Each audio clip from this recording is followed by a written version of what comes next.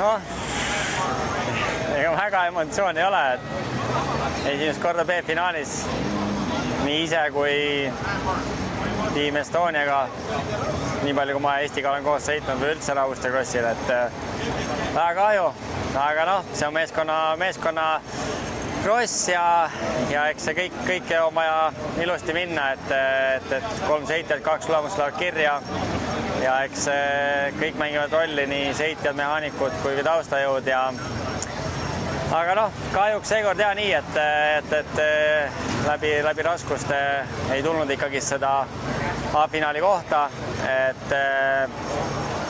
aga noh, omalt poolt siis ütleme elu. Selle hooaja parim start olin äkki teine kurvis, tees kurvis seal võitlesime teise 3. kohaga ja olin siis langesin 4. seal alguses.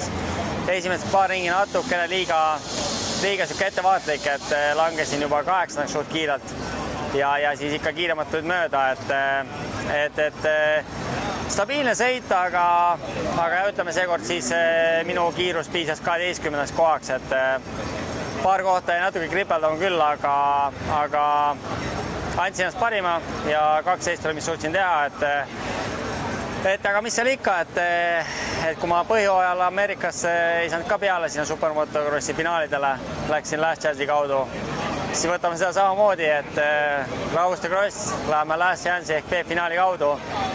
Veel on võimalus, üks meeskond saab edasi sealt ja paberi peal meil on hea meeskond koos, ma usun, et heade startidega ja mõistusega finiš tulla, siis ma usun, et see finaali koht on täitsa võetav, et loodame, et saame nüüd ilusti kõik pildid korda ja homme mingit tehnilisi muresid ei ole ja kõik saame oma sõiduga lõpuni ja eks vaatame, loodame, et ikka finaalis näeme.